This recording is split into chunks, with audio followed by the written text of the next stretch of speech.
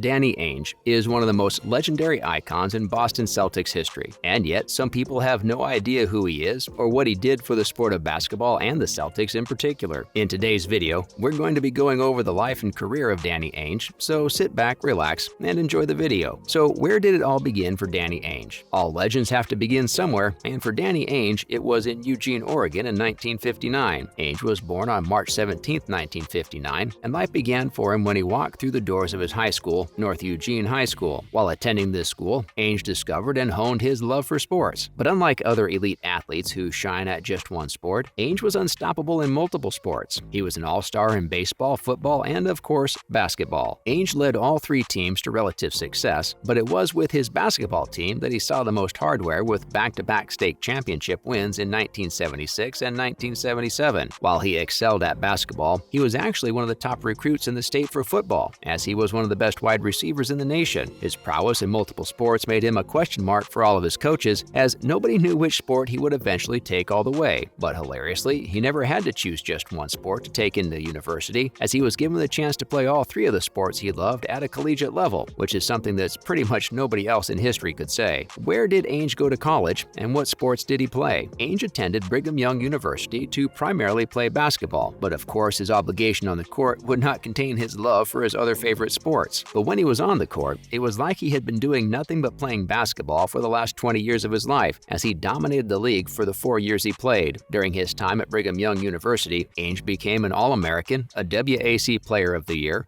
a two-time first-team Academic All-American, and a four-time All-WAC selection. But his biggest college accomplishment on the hardwood was in 1981 when he hit the game-winning layup in the Sweet 16 of March Madness against the Notre Dame Fighting Irish. Clearly, he was becoming one of the brightest basketball stars on the planet, all while excelling academically and in his other two sports. Everybody participated tonight at one end of the court or another, and this feels really good. But despite the fact that he was in university to play basketball, it would seem like he was destined to play another sport professionally. Ainge was drafted by who? I'm sure if you haven't heard of Danny Ainge before, first off, pause the video and go ask your dad who he is, and I'm sure he will have a history lesson for you. But I'm sure it is safe for me to assume that you think that Ainge is going to be drafted in the NBA draft, right? Well, what if I told you that he was drafted, just not into the NBA? During his 4 years in university, Ainge was in fact drafted to a pro sports league, just not the one you would expect. Ainge's name was called in the 15th round at pick 389 overall to the Toronto Blue Jays. Yes, you heard me right, not the Toronto Raptors, the Toronto Blue Jays of the MLB. He was selected in the amateur draft that the MLB used to hold, but regardless of its legitimacy or necessity, or lack thereof in both cases, Ainge had found himself playing for a pro sports franchise.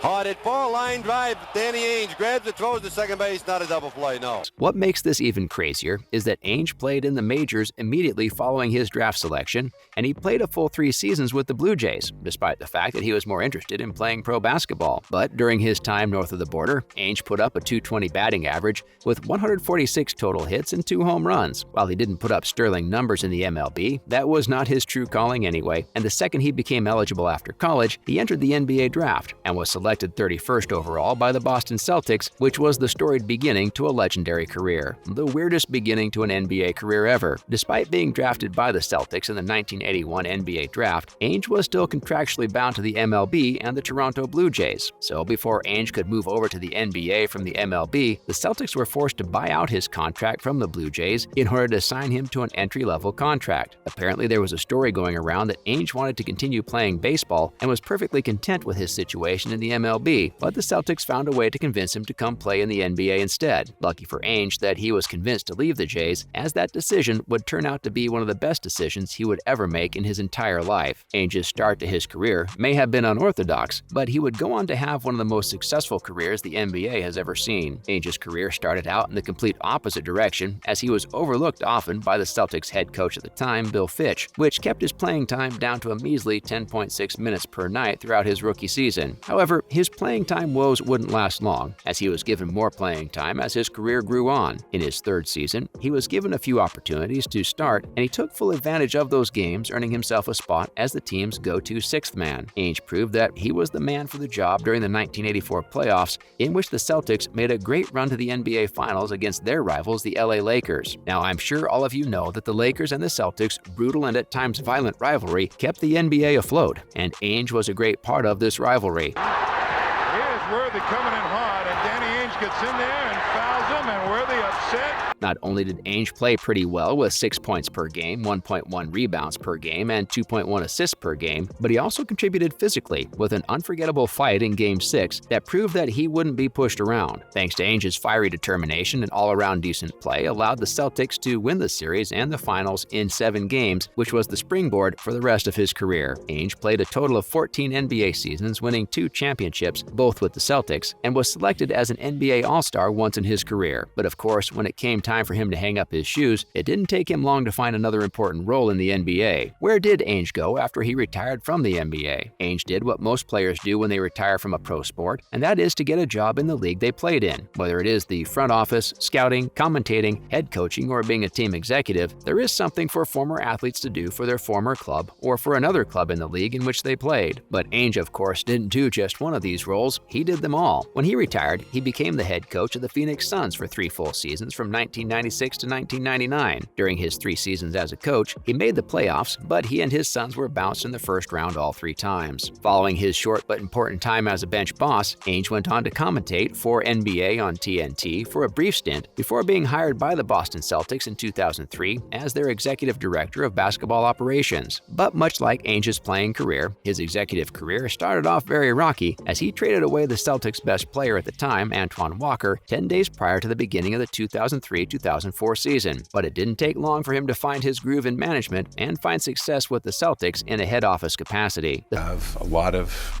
assets to continue to make moves and try to build into a championship team. The fan base was unsure of Ainge until he landed 2 huge players in very smart trades, including one trade that landed the Celtics Ray Allen and another that scored the Celtics the MVP of the league at the time, Kevin Garnett. The Celtics went on to win the NBA Finals that year against, you guessed it, Here's to Garnett. Garnett inside, backs it in, and a foul.